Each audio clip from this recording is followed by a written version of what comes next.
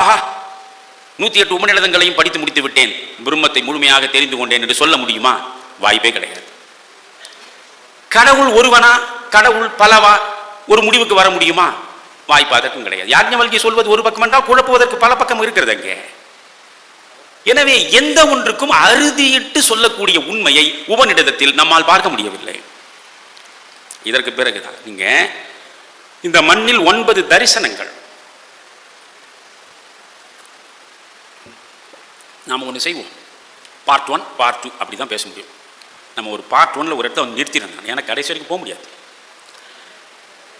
இந்த இந்திய மண் இது சாதாரண மண் கிடையாது நண்பர்களே. இந்த மண்ணில் நீங்கள் மனிதராய் பிறந்ததற்கு பல்லூழி காலம் தவமாய் தவம் இயற்றி இருக்க வேண்டும். இது புண்ணிய பூமி. மேற்கே இருப்பது போக பூமி. அந்த போக பூமி இந்த புண்ணிய பூமியை போக பூமியாக மாற்றிவிட்டது. இது இப்படித்தான் மாறும் என்று முதலில் கண்டு தெளிந்தவர் மகாத்மா காந்தி. அதனாலே தான் சொன்னார், மேலை காற்று கலாச்சார காற்று வீசுகிறதே, இந்த குப்பைகள் வந்து சேர்ந்தால் இந்த நாட்டின் பண்பாடு அழியும், அது சைத்தான் கலாச்சாரம் என்றார். சைத்தான் கலாச்சாரம். இது எப்படிப்பட்ட மண்? இந்த 9 தரிசனங்களோடு இப்பொழுது நான் நிறுத்துகிறேன். இந்த 9 தரிசனங்கள் எல்லாம் தத்துவ தரிசனங்கள். ஆழமாக நீங்கள் பார்க்க வேண்டும்.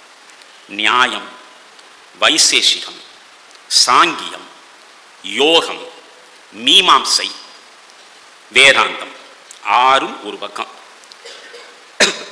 சார்வாகம், சமணம், பௌத்தம் 3 ஒரு பக்கம். இதுதான் இந்தியாவில் இருக்கக்கூடிய அத்தனை தத்துவ தரிசனங்களின் உள்ளடக்கம். இந்த 9 தான். நான் சொன்ன முதல் 6 தரிசனங்கள் ஆத்திக தரிசனங்கள். பிறகு சொன்ன 3 தரிசனங்கள் நாத்திக தரிசனங்கள். ஏதோ பெரியார் தான் கடவுள் இல்லை என்று இப்பொழுது சொன்னார் என்று நீங்கள் நினைக்காதீர்கள்.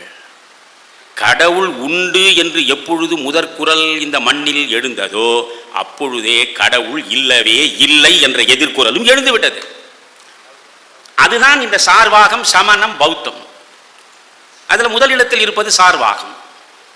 இன்றைக்கு இந்த மார்க்சிஸ்டுகள், எங்க ஈஸ்வரன் இருக்காரா, இந்த மார்க்சிஸ்டுகள் பேசுகிற மெட்டீரியலிசம், லோகாயதவாதம் என்று சொல்கிறார்களே, இந்த மெட்டீரியலிசத்தை மார்க்ஸ் கண்டுபிடிக்கவில்லை.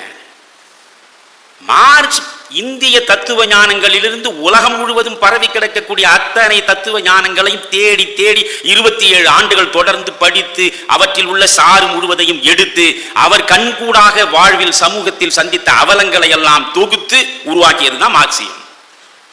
புரிகிறதா?